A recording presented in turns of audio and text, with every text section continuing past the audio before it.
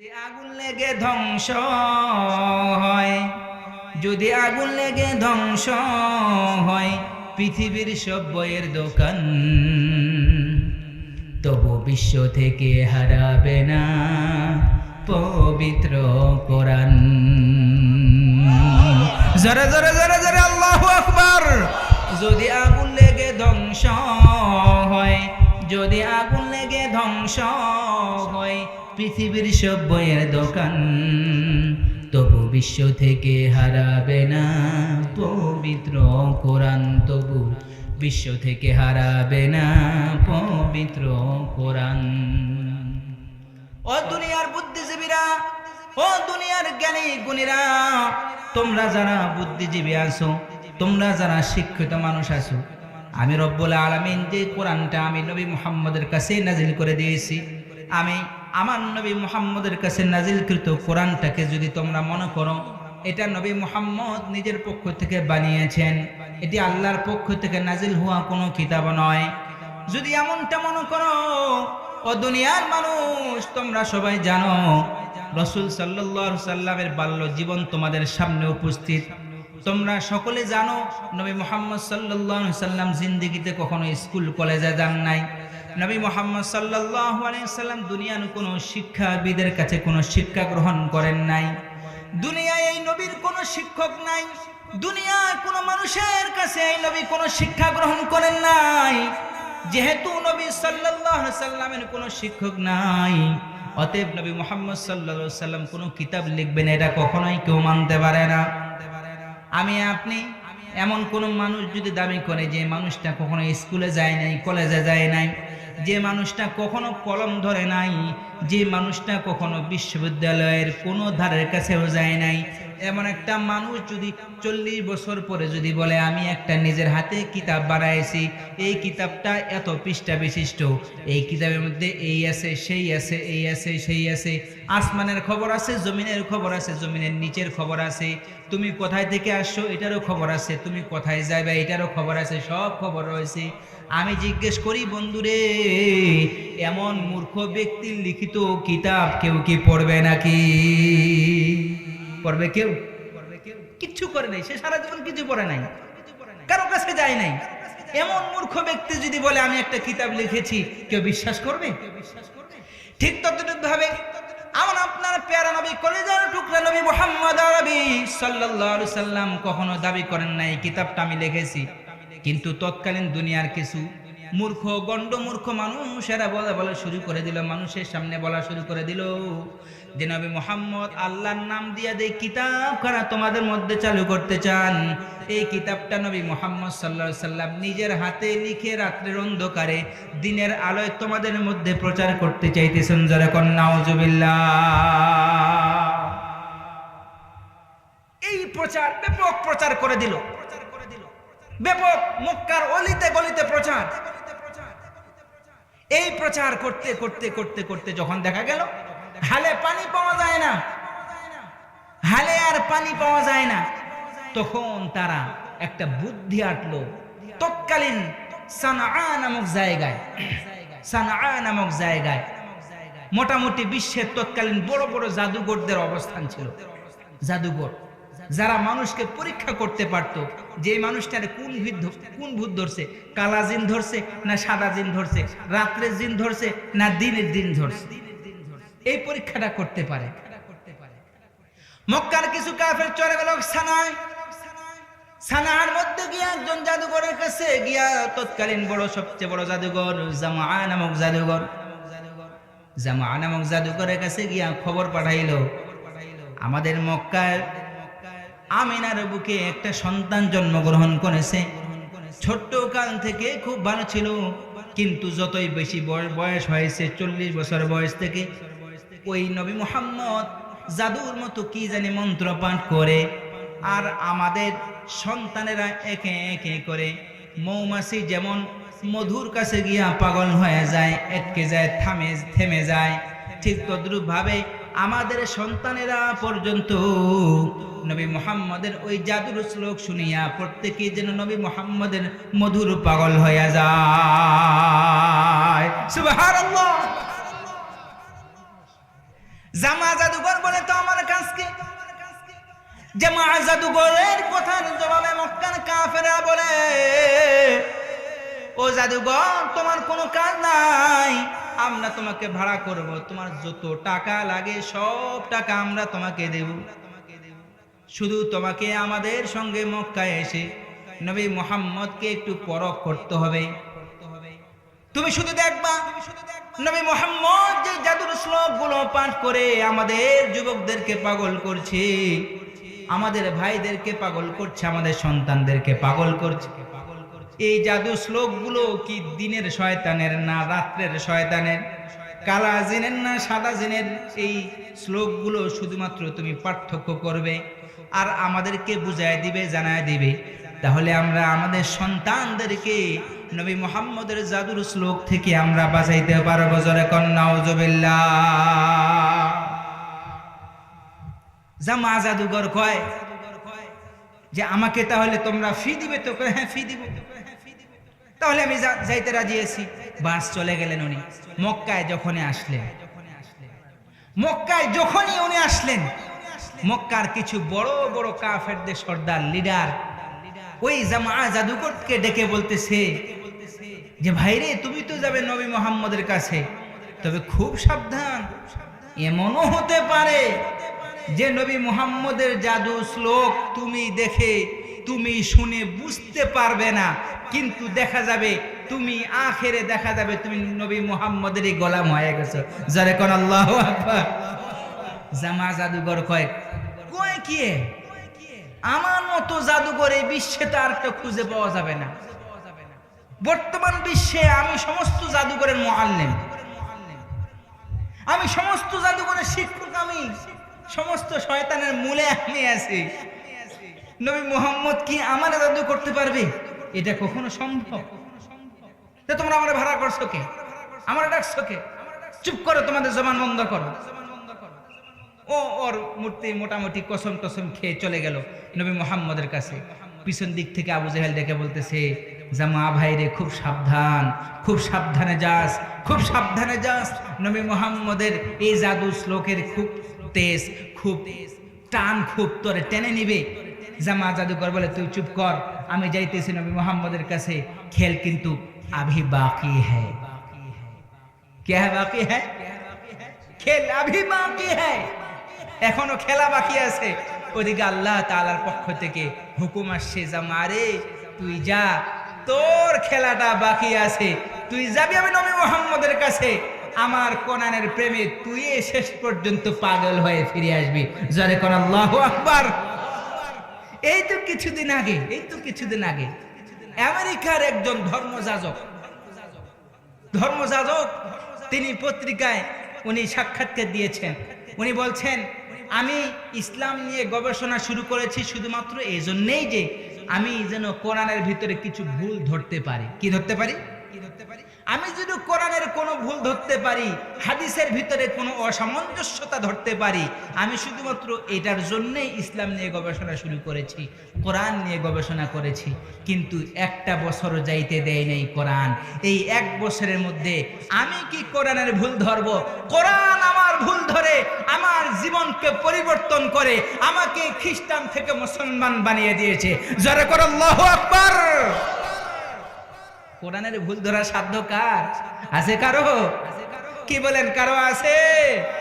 কোরআনে যেহেতু কোনো ভুল নাই, একটা সন্ধ্যাতীত একটা কিতাব, নূর সম যা কিছু আছে কোরআনের মধ্যে সবকিছুই নূর।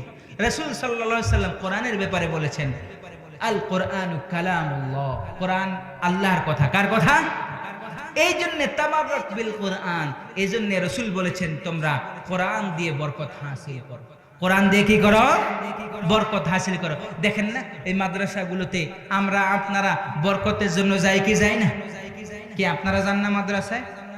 এই যে মাদ্রাসা আপনাদের এখানে হয়েছে, এখানে কোরআন ও হাদিস নিয়ে সবসময় যে রিসার্চ হয়, পড়াশোনাটা হয়, এখান থেকে বরকত নেওয়ার জন্য মনটা কার কার চায়? দুটো হাত তুলে দেখান তো। একটু তাকবীর দিবেন না কেউ? একটু জোরে কোন আল্লাহু আকবার। আর একটু জোরে কোন আল্লাহু আকবার। হাত নামান। কোরআন দিয়ে বরকত নিতে মন সবার চায়, চায় কি চায় না? আর কোরআনের ভিতরে এমন একটা আকর্ষণ, এমন একটা শক্তি আছে, এই কোরআনের ভিতরে শক্তি আর কারো ভিতরে নাই। এমন কি আগুনের পর্যন্ত কোরআনের ভিতরকে জ্বালানোর শক্তি আর ক্ষমতা নাই। যারে কোন আল্লাহু আকবার। আমি এই কিছুদিন আগে বন্ধুগণ এই ঠাকুরগাঁয়, আপনাদের ঠাকুরগাঁ সদরে মাহফিলে গিয়েছিলাম এই কিছুদিন আগে। আমি যেই ঘরে আমাকে খানা খাওয়ানোর জন্য নিয়ে যাওয়া হয়েছিল, আমি ওয়াজ শেষ করে, বয়ান শেষ করে, এই হুজুরও ছিল, আমি সহ না ছিল না, আমি সেখানে খাইতে গেলাম। খানা খেতে খেতে আমাকে দেখানো হলো, বলে হুজুর উপরের দিকে তাকান। আমি উপরের দিকে তাকায় দেখলাম যে উপরের এই সমস্ত বাতাগুলোতে ওই মানে আগুনের দাগ। তাই বললাম কি ব্যাপার, এখানে সাইডটা এইভাবে ভরে আছে কেন? লোকটা বলল, হুজুর কিছুদিন আগে, বেশি দিন হয়নি, 1 সপ্তাহ হয়েছে মাত্র, 1 সপ্তাহ আগে এই আমার বাড়িটা পুরো বাড়ি পুড়ে ছারখার হয়ে গেছে, আগুন লেগে গেছিল। তাই নাকি? হ্যাঁ। তারপরে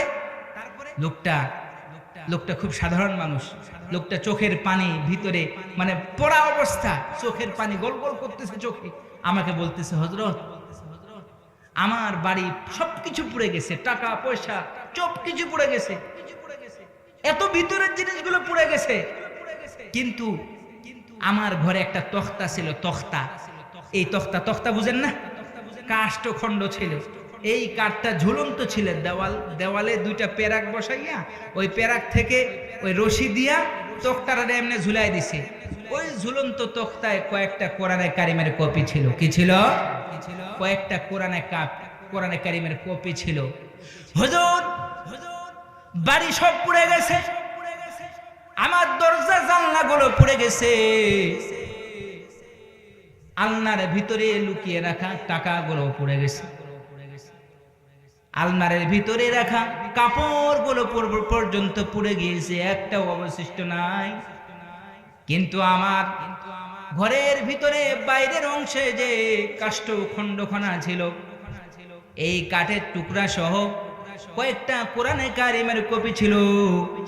এই কাষ্ঠের টুকরা সহ কোরআনের কপি একটিও জ্বলে না। লিল্লাহে তাকবীর। এটাই হচ্ছে কোরআনের শক্তি। কি বলেন? কোরআনের শক্তিকে আগুনও জ্বালাইতে পারে না। যদি কোরআনের শক্তিকে আগুনও জ্বালাইতে না পারে, এই কোরআনের শক্তিকে বিশ্বের পরাশক্তি আমেরিকা, ইসরায়েল, ফ্রান্স, রাশিয়া, এরা কি কেউ জ্বালাইতে পারবে? জ্বালাইতে পারবে না, কেউ জ্বালাইতে পারবে না। এই জন্যই একজন হিন্দু শিল্পী একটা গজল বলেছিল, বলবো? যদি আগুন লেগে ধ্বংস হয়, যদি আগুন লেগে ধ্বংস হয় পৃথিবীর সব বইয়ের দোকান, তবু বিশ্ব থেকে হারাবে না পবিত্র কোরআন। জোরে জোরে জোরে জোরে আল্লাহু আকবার। যদি আগুন লেগে ধ্বংস হয়, যদি আগুন লেগে ধ্বংস হয় পৃথিবীর সব বইয়ের দোকান, তবু বিশ্ব থেকে হারাবে না পবিত্র কোরআন, তবু বিশ্ব থেকে হারাবে না পবিত্র কোরআন। করবে কেমন করে কোরআন ধ্বংস আগুনের তেজ, আছে বিশ্বে ভরা কোটি কোটি কোরআনের হাফেজ। করবে কেমন করে কোরআন ধ্বংস আগুনের তেজ, আছে বিশ্বে ভরা কোটি কোটি কোরআনের হাফেজ।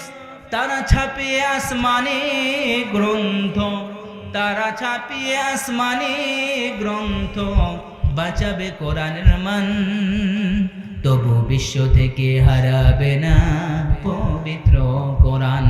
বলেন আমার সঙ্গে বলেন, তবু বিশ্ব থেকে হারাবে না পবিত্র কোরআন, তবু বিশ্ব থেকে হারাবে না পবিত্র কোরআন। রাগ করতেছেন আপনারা? ওয়াজ চলবে, বয়ান চলবে।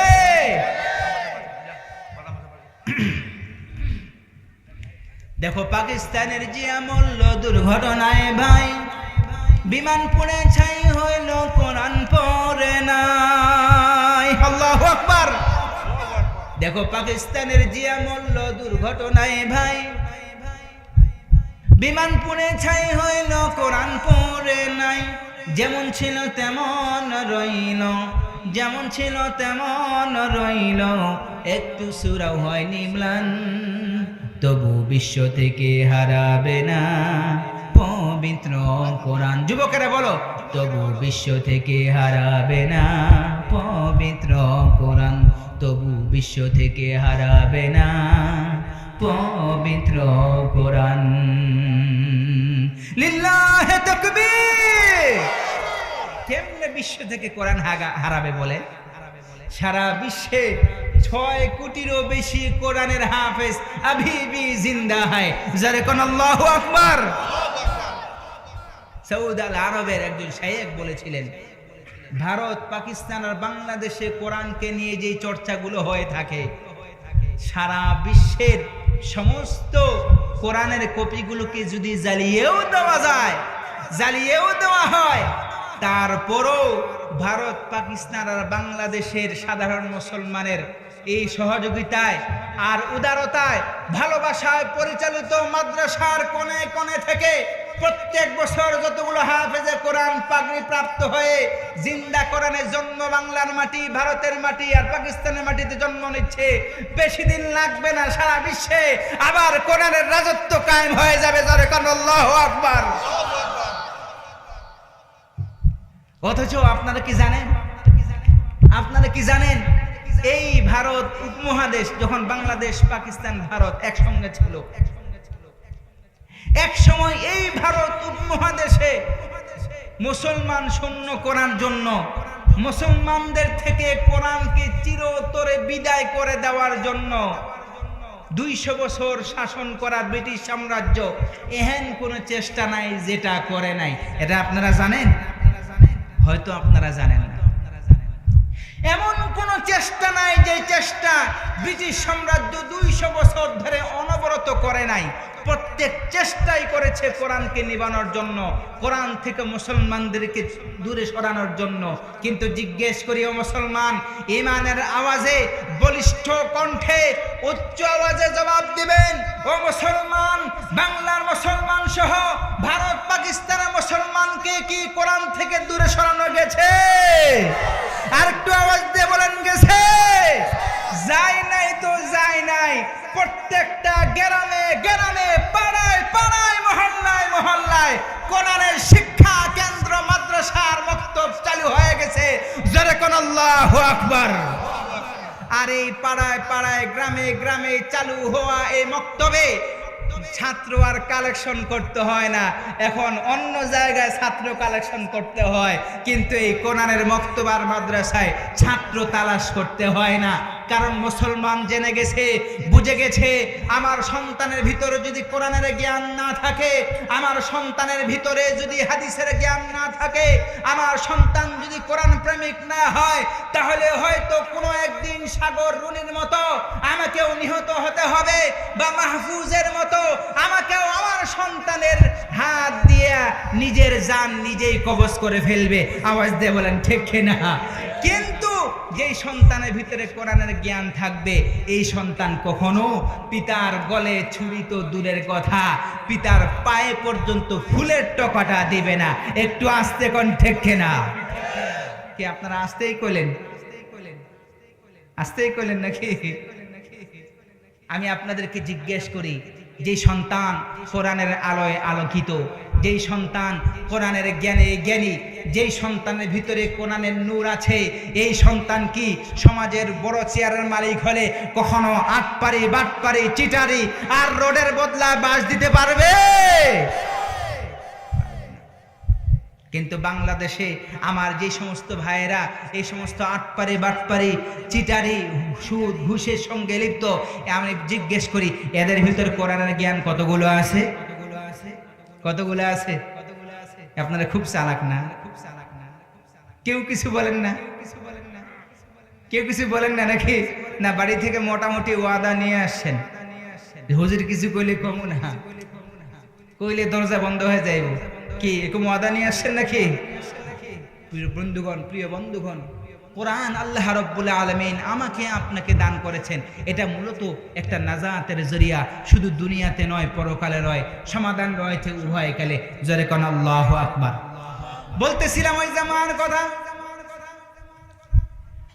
জামা পিছনের কাফেরদেরকে বলতেছে তোমরা একটু অপেক্ষা করো, আমি নবী মুহাম্মদের কাছে যাইতেছি। নবী মুহাম্মদের কাছে গিয়া নবী মুহাম্মদের সব খবর আমি বের করে আনবো। ওইদিকে কাফেররা, আমরা যেমন আল্লাহর নামে জিকির করি, লা ইলাহা ইল্লাল্লাহ, আল্লাহ আল্লাহ আল্লাহ আল্লাহ জিকির করে থাকি, ওইদিকে কাফেররা জামার পক্ষ হইয়া লাত আর উজ্জার নামে জিকির করতেছে, লাত লাত লাত, মার লাত মার লাত, বিভিন্ন মূর্তিকে ডাকতেছে,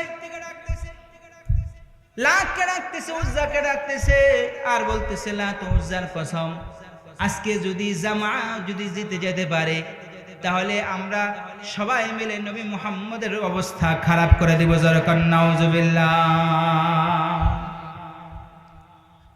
কিন্তু একটা বিষয় খেয়াল রাখা দরকার, যার পক্ষে রব্বুল আলামিন রয়েছেন, সারা পৃথিবীর কোন শক্তি যদি তার পক্ষে না থাকে, হাদিসে কুদসিতে এসেছে আল্লাহ রব্বুল আলামিন বলেন, ও দুনিয়ার মানুষেরা, আমি যদি তোমাদেরকে সম্মান দিতে যাই, দুনিয়ার মানুষেরা শোনো, সারা দুনিয়ার সমস্ত মাখলুকাত মিলে তোমার পাটা টেনে টেনে যদি তোমাকে লজ্জিত করতে চায়, অপমানিত করতে চায়, সারা দুনিয়ার মানুষ তোমাকে একটুকু লাঞ্ছিত করতে পারবে না। জোরে কোন সুবহানাল্লাহ। অপরপক্ষে আমি রব্বুল আলামিন যদি কাউকে অসম্মানিত করতে চাই, লাঞ্ছিত করতে চাই, আর সারা দুনিয়ার শক্তি তাকে সম্মানিত করতে চায়, তাকে সম্মানে উচ্চ আসনে অধিষ্ঠিত করতে চায়, আল্লাহ রাব্বুল আলামিন বলতেছেন, ও দুনিয়ার মানুষেরা, আমি ওই লোকটাকে যে অসম্মান করতে চাই, সারা দুনিয়ার সব মানুষ মিলে ওই লোকটিকে কখনোই কেউ সম্মানের আসনে অধিষ্ঠিত করতে পারবে না। ঠিক তদ্রুপভাবে এই জায়গাও রব্বুল আলামিন আমার নবীর পাশে দাঁড়িয়ে আল্লাহ রাব্বুল আলামিন বলতেছেন, ও দুনিয়ার মানুষেরা, তোমরা যদি মনে করো এই কোরআনটা মানুষের পক্ষ থেকে বানানো, তুমি নবী মুহাম্মদের পক্ষ থেকে বানানো, যদি তাই মনে করো, ও দুনিয়ার মানুষেরা, আমি কিয়ামত পর্যন্ত সময় দিয়ে দিলাম, দীর্ঘ সময় ধরে তোমরা দুনিয়ার মানুষেরা চ্যালেঞ্জটা গ্রহণ করো। আমি নবী মুহাম্মদের কাছে নাজিলকৃত কোরআনে কারীমের 114 খানা সূরা, এর মধ্যে সবচেয়ে ছোট্ট যে সূরা, সেই সূরার নাম হচ্ছে সূরাতুল কাউসার। এই ছোট্ট সূরাতুল কাউসারের সমপরিমাণ একটা সূরা তোমরা বানায়া দেখো। আমি জিজ্ঞেস করি, পৃথিবী আজ পর্যন্ত কোরআন নাজিল হওয়ার পর থেকে 1400 প্রায় 45 বছর অতিবাহিত হয়ে গেছে, কয়জন মানুষ এই কোরআনে কারীমের সূরাতুল কাউসারের মতো একটা সূরা বানায়া দেখাইছেন? বলেন তো, একটা মানুষ দেখাইছেন নাকি? একটাও মানুষ পারে নাই। মক্কার কাফেররা পিছন দিক থেকে জামাকে ডাক দিয়ে বলে বারবার, ও জামা, তুমি যাইতেছো, একবার খেয়াল করে দেখো কার কাছে যাইতেছো, নিজের চেহারাখানা খুব সাবধানে নবী মুহাম্মদের কাছে উঠাইবা, খবরদার তার চোখের সঙ্গে চোখ মিলাইবে না, তার দিলের সঙ্গে দিল মিলাইবে না, তার চেহারার সঙ্গে তোমার চেহারাখানা মিলাইবে না, কারণ নবী মুহাম্মদের চেহারায় এমন একটা নূর রয়েছে, এমন একটা জ্যোতি রয়েছে, যে ওই নূরের চেহারার জ্যোতি যে ব্যক্তির ভিতরে ঢুকে যায় একবার, ওই ব্যক্তি তার জীবনের সমস্ত মোহ এবং তামাশাগুলো ছেড়ে দিতে পারে, সন্তানের মোহ ছেড়ে দিতে পারে, দুনিয়ার সমস্ত সম্পদের ভালোবাসা ছেড়ে দিতে পারে, কিন্তু নবী মুহাম্মদের ভালোবাসা সে আর ছেড়ে দিতে পারে না। সুবহানাল্লাহ। অতএব খুব সাবধান, তুমি নবী মুহাম্মদের চোখের সঙ্গে চোখ করিও না। এখন কথা হলো, আল ইনসানু হারিসুন ফিমা মুনিয়া, মানুষকে যে বিষয় নিষেধ করা হয় সেই কাজটা মানুষ বেশি বেশি করে থাকে। হ্যাঁ, যুবকদেরকে যদি বলেন, এই যুবক ফেসবুক চালায় না, আমার বিশ্বাস এই যুবকরা বাড়িতে গিয়ে সর্বপ্রথম যে কাজটা করবে সেটা ফেসবুক চালাইবে, কারণ ওটা তারা নিষেধ করা হয়েছে। যে বোঝেন নাই কি যুবক ভাই, রাগ করতেছে নাকি? এই ফেসবুক, এই ইউটিউব, এই টিকটক, যুবক তোমার জীবনকে যে কিভাবে নরকের জীবনে পরিণত করছে তুমি এটা বুঝতেছো না। তোমার মেধাকে পরিপূর্ণরূপে বিকলাঙ্গ করে দিচ্ছে এই মোবাইলে থাকা ফেসবুক, ইউটিউব আর এই টিকটক। কি আওয়াজ দিয়ে বলেন ঠিক কিনা? আজকের যুবকেরা একটু সময় ফাঁকা পেলে 10 জন 5 জন 3 জন 4 জন যুবক মিলে বসে নিজ নিজ মোবাইল টিপে, যদি গল্পটাও করে তাও কোন গল্প করে জানেন? কয় দোস্ত তোর মোবাইলটার নাম কি কও দেখি না, তোর মোবাইলের র্যাম রোম কত কও দেখি। এই জানিস আজকে মোবাইলে এমন একটা সুন্দর জিনিস দেখলাম, দে তোরে দেখাই, এই গল্পগুলো করে। অথচ আজ থেকে 10 বছর আগে যুবকেরা অন্য গল্প করতো, যাতে করে যুবকের মেধা বিকাশ হইতো, যুবকের ভিতরে নীতি নৈতিকতা তৈরি হইতো। আওয়াজ দিয়ে বলেন ঠিক না? আজকে অনেক পরিবার, অনেক বাবা মা এটা নিয়ে এত বেশি চিন্তিত যে সন্তানকে কেমনে মোবাইল থেকে দূরে সরানো যায়, এই চিন্তা। কিন্তু আমার যুবক ভাইয়ের এটা বোঝে না। এই যে মোবাইল থেকে যে রেডিয়েশনটা বের হয়, রেডিয়েশন, এই বিষয়ে যুবকেরা একটু পড়াশোনা করিও, দেখিও মোবাইলের রেডিয়েশন তোমার কি কি ক্ষতি করে। এটা তুমি একদিন দেখিও, দেখলে বুঝতে পারবা মোবাইলের রেডিয়েশন তোমার কি ক্ষতি করে। যাই হোক, সেটা আলাদা চ্যাপ্টার। বলতেছিলাম জামাও এমন একজন মানুষ যাকে নিষেধ করা হইতেছে, কিন্তু জামা বলতেছে আমি হলাম বিশ্বের নামকরা জাদুঘর, সবচেয়ে বড় জাদুঘর। আমার নজর যদি মুহাম্মদ আরবির নজরের সঙ্গে লাগে, আমি নাকি মুহাম্মদে পাগল হয়ে যাব। না না, এটা কখনো হবে না। আমি জামা, আমি নবী মুহাম্মদের কাছে যাব, চোখে চোখ লাগাইয়া আমার মুখটা নবী মুহাম্মদের মুখ বরাবর করিয়া, বুকটা উঁচা করিয়া নবী মুহাম্মদের কাছে গিয়া আমি চ্যালেঞ্জ করব। আমি 100% গ্যারান্টি দিতেছি কাফের মক্কার লোকদেরকে, ও মক্কার লোকেরা 100% গ্যারান্টি দিতেছি নবী মুহাম্মদের সব পল খুলে আমি তোমাদের সামনে স্পষ্ট করে দিব। জামা বলতেছে আমি সব পল খুলে দিব। নবী মুহাম্মদ যেই শ্লোকগুলো, জাদুর শ্লোকগুলো পড়ে থাকে, আমি সব কিছুর পল খুলে দেব। অতএব তোমরা একটু সময় ইন্তজার করো, অপেক্ষা করো। যখন জামা চলে গেল রাসূল পাক সাল্লাল্লাহু আলাইহি সাল্লামের দরবারে, জামা যখনই গেল তো রাসূল সাল্লাল্লাহু আলাইহি ওয়াসাল্লাম বসেছিলেন, তিলাওয়াত করতেছিলেন। জামা যাওয়ার সঙ্গে সঙ্গে রাসূল সাল্লাল্লাহু আলাইহি ওয়াসাল্লামকে ডাক দিয়ে বলতেছেন, ইয়া মুহাম্মদ ইবনে আব্দুল। আশ্চর্যের বিষয়, কোরআনে কারিমের তেলাওয়াত বন্ধ করে দেওয়ার সঙ্গে সঙ্গে আল্লাহর মাখলুক ঘোড়াখানা লাফালাফি করা বন্ধ করে দিল। আল্লাহর নবীর সাহাবা চিন্তা করলেন, হয়তো ঘোড়াখানা পাগল হয়ে গেছিল অল্প সময়ের জন্য। আমি যেহেতু একটু বন্ধ হয়েছি, আওয়াজ করা বন্ধ করেছি, এই জন্যই হয়তো ঘোড়াখানা ভালো হয়ে গেছে। কিন্তু দেখা গেল আল্লাহর নবীর সাহাবার ভিতরে কোরআনে কারিমের তেলাওয়াত করার কারণে যে মজা সৃষ্টি হয়েছিল, যে স্বাদ সৃষ্টি হয়েছিল, ও বন্ধুগণ ভালো করে শুনেন, কোরআনে কারিমের তেলাওয়াত যদি কেউ গহীন রজনীতে একাগ্র চিত্তে যদি কেউ কোরআনে কারিমের তেলাওয়াত করে থাকে, খোদার কসম করে বলি, এই কোরআনে কারিমের তেলাওয়াত করার কারণে আল্লাহ রাব্বুল আলামিন তার অন্তরের ভিতরে সকিনা নাজিল করে দেন। জোরে কোন সুবহানাল্লাহ। গহীন রজনীতে আল্লাহর নবী সাহাবা দ্বিতীয়বারের মতো কোরআনে কারিমের তেলাওয়াত শুরু করে দিলেন। কোরআনে কারিমের তেলাওয়াত কিছুক্ষণ শুরু করার পরে তেলাওয়াত চালু করেছেন। তেলাওয়াত যতই করেন ততই বেশি মাধুর্যতা চলে আসে, অন্তরে মজা লাগে, ভালো লাগে। বন্ধুগণ, দেখা গেল সহিহ হাদিস মুসলিম শরীফের কোরআনে কারিমের তেলাওয়াত কিছুক্ষণ আবার করার পরে দেখা গেল ঘোড়াখানা আবার লাফালাফি করা শুরু করে দিয়েছে। তবে এই লাফালাফির পরিমাণটা ছিল প্রথমের লাফালাফি করার চাইতেও বেশি। আল্লাহ নবীর সাহাবা আবার চিন্তা করলেন, আমার সন্তান ইব্রাহিম যে ঘোড়ার পাশে বাঁধা রয়েছে, শুয়া রয়েছে, ঘোড়াখানা তো বুঝে না, অবুঝ ঘোড়াখানা যদি তার পাখানা আমার সন্তানের উপর তুলে দেয়, বুকের উপর তুলে দেয়, আমার সন্তানের হয়তো বিপদ হয়ে যাবে। এই কথা মনে করে আল্লাহ নবীর সাহাবা পুনরায় কোরআনে কারিমের তেলাওয়াত অল্প সময়ের জন্য বন্ধ করে দিলেন। কিন্তু কোরআনে কারিম যে আল্লাহর কথা, আল্লাহর কালাম, কোরআনে কারিমের তেলাওয়াত যে ব্যক্তি মাধুর্যতা সহকারে গহীন রজনীতে, অন্ধকার রজনীতে সবাই যখন ঘুমিয়ে যায়, তখন আল্লাহর সঙ্গে কথা বলার মজাখানাই আলাদা, আল্লাহর সঙ্গে কথা বলার স্বাদখানাই আলাদা। আপনি জিজ্ঞেস করেন আপনার দাদিকে, আপনি জিজ্ঞেস করেন আপনার দাদুকে, গহীন রজনীতে কোরআনে কারিমের তেলাওয়াত করার কি স্বাদ, কি মজা।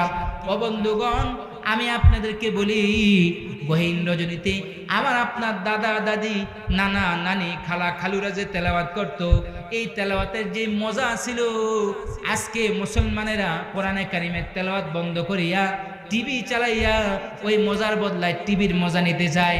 যুবকেরা কোরআনে কারিমের তেলাওয়াত বন্ধ করিয়া ফেসবুক চালাইয়া ওই মজাটা নিতে চায়, কিন্তু সারা জিন্দগিতে ফেসবুক চালাইলেও এক রাত্রে কোরআনে কারিমের তেলাওয়াতের মজা কখনো কেউ নিতে পারবে না।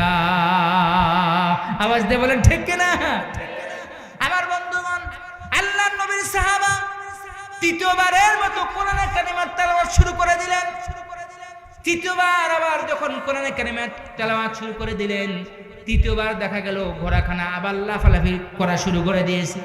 তবে পার্থক্য এতটুকুই যে প্রথমবার যেমন লাফালাফি করছিল, দ্বিতীয়বার তার চেয়ে বেশি পরিমাণে বেশি লাফালাফি করছে। আবার তৃতীয়বারে যে লাফালাফি করতেছে, দ্বিতীয়বারের তুলনায় তৃতীয়বার আরো বেশি লাফালাফি করতেছে। আল্লাহর নবীর সাহাবা ঘাবড়িয়ে গেলেন, ভয় পেয়ে গেলেন। গহীন রজনীতে কেউ তো সঙ্গে নাই। একটা ঘোড়া যদি গহীন রজনীতে পাগল হয়ে যায়, ঘোড়া যদি রাত্রে পাগল হয়ে যায়, এই ঘোড়া কোন আকাম করবে এটা কেউ বলতে পারে না। এই জন্য আল্লাহর নবী সাহাবী তৃতীয়বার যখন বুঝতে পারলেন, আজ করতে পারলেন, একটু লং টাইমের জন্য কোরআনে কারিমের তেলাওয়াত বন্ধ করে দিলেন। কোরআনে কারিমটা বন্ধ করে দিলেন। কোরআনে কারিম বন্ধ করার পরে আল্লাহর নবীর সাহাবা তারও জানতে মনেরও জানতে কোরআনে কারিম তেলাওয়াত বন্ধ করার পরে মনেরও জানতে মাথাখানা আসমানের দিকে উঠায়া দেখলেন। যে আসমানের দিকে উঠায় দেখার পরে নিজের মাথার মাত্র 2 থেকে 3 হাত দূরত্বে একটা মেঘের খণ্ড নিজের মাথার কাছাকাছি চলে এসেছে। শুধু মেঘের খণ্ড নয়, মেঘের খণ্ডের ভিতরে তারকা যেমন চকচক করে, এমন তারকার চকচকের মতো কি জানি চকচক করতেছে। আমার বন্ধুগণ, আল্লাহর নবীর সাহাবা এই চকচক করা মেঘের খণ্ড দেখিয়া ভয় পেয়ে গেলেন।